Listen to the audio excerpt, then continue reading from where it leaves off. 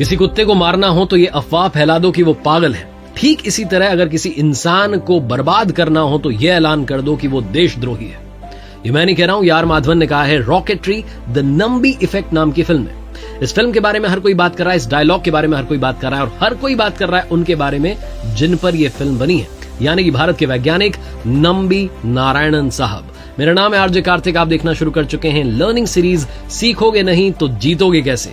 नंबी नारायणन वो नाम है जिनके बारे में अभी कुछ दिनों पहले तक कम लोग जानते थे, लेकिन अब लोग जानना शुरू कर चुके हैं। ये वो इंसान है जिनकी कहानी हमें सिखाती है गिरना, उसके बाद उठना और उसके बाद डबल एनर्जी के साथ में बाउंस बैक करना। ये वो इंसान है जो हमें सिखाते हैं कि जिंदगी में चाहे जो हो जाए आपको सत्य के रास्ते पर चलते रहना है। ये वो इंसान है जो हमें सिखाते हैं कि देशभक्ति होती क्या है। नंबी नारायणन साहब, जिनका जन्म हुआ केरला के नागरकोइल में। नंबी नारायणन साहब की कहानी शुरू करने से पहले उस जमाने की बात आपको बताता हूं जिस जमाने की ये कहानी है।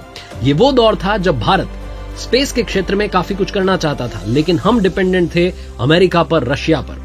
हम क्रायोजेनिक इंजन की टेक्नोलॉजी पाना चाहते थे, लेकिन अमेरिका ने टेक्नोलॉजी देने से मना कर दिया। उन्होंने कहा कि आपको इंजन चाहिए आप खरीद लीजिए, टेक्नोलॉजी हम शेयर नहीं करेंगे। उसके बाद रशिया के साथ समझौता करने की बात चल रही थी, लेकिन रशिया भी आखिरी वक्त में मुकर सा गया। इस सब के बीच में नंबी नारायणन साहब ने भारत सरकार को भरोसा दिलाया और कहा कि मैं क्रायोजेनिक इंजन आपके लिए तैयार कर रहा हूं, आप चिंता मत कीजिए, भारत का झंडा सबसे ऊपर लहराएगा।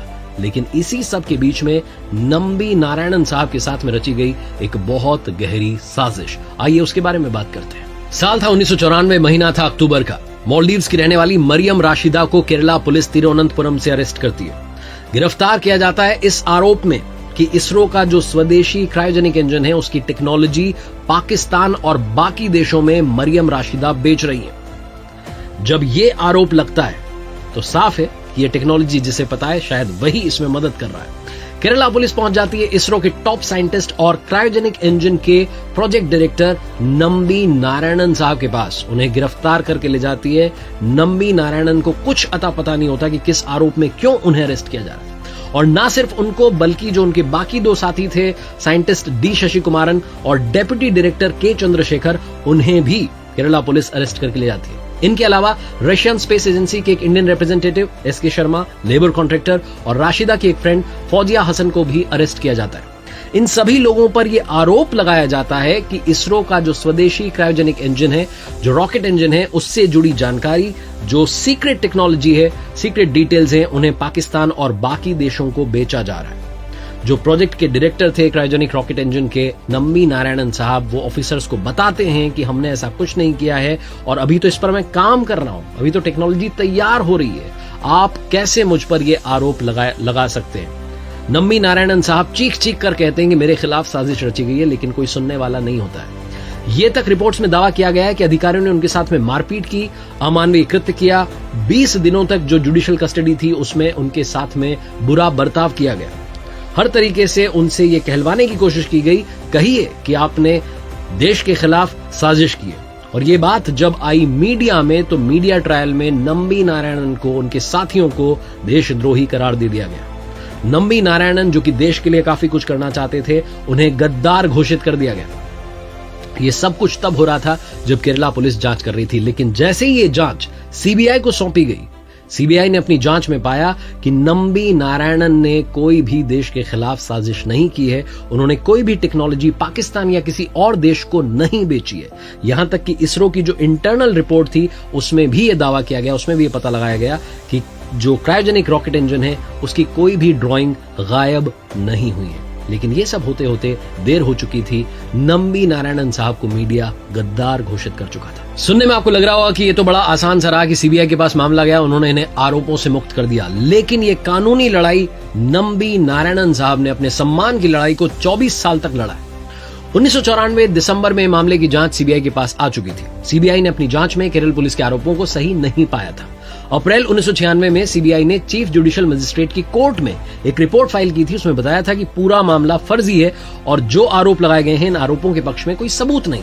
मई 1996 में कोर्ट ने सीबीआई की रिपोर्ट को एक्सेप्ट कर लिया था और इस केस में जितने आरोपी गिरफ्तार थे उन सभी को रिहा कर दिया था। लेकिन अभी भी सम्मान की लड़ाई लड़ना बाकी थी। 1998 का साल था, तब केरल की सरकार ने मई के महीने में दोबारा इस मामले में जांच के आदेश दे दिए 1999 में मानवाधिकार आयोग ने कहा कि भैया इनकी इज्जत को उछाला गया है, इन्हें देशद्रोही करार दिया गया है, जबकि ये देशभक्त हैं। इनके सम्मान को लौटाइए, इनको कॉम्पनसेशन दीजिए।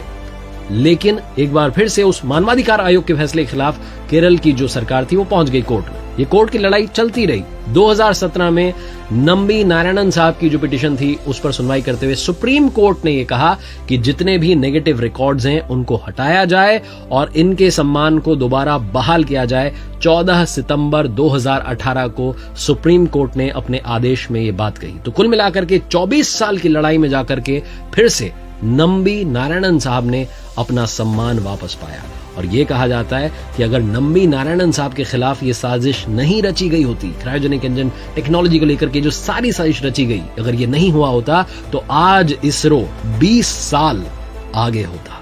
देश के लिए कई सारे वैज्ञानिक प्रयोग के जरिए विकास में योगदान देने वाले, अपनी सारी जिंदगी देश के लिए लगाने वाले देशभक्त नंबी साहब को देशद्रोही घोषित कर दिया गया था। उनके खिलाफ ये साजिश रची गई थी।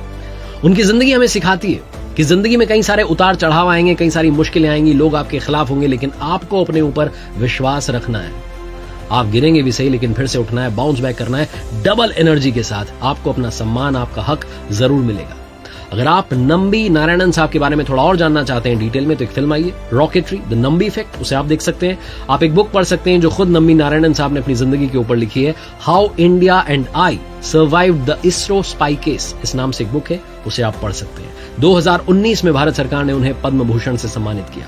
नंबी नारायणन साहब को आज हम सलाम और प्रणाम करते हैं। देखते रहिए मेरे साथ हर सोमवार सुबह 9:30 बजे एक मोटिवेशनल कहानी और हर शुक्रवार सुबह 9:30 बजे लर्निंग सीरीज का एक नया वीडियो। वही बात जो अक्सर आपसे कहता हूं, कर दिखाओ कुछ ऐसा कि दुनिया करना चाहे आपके जैसा।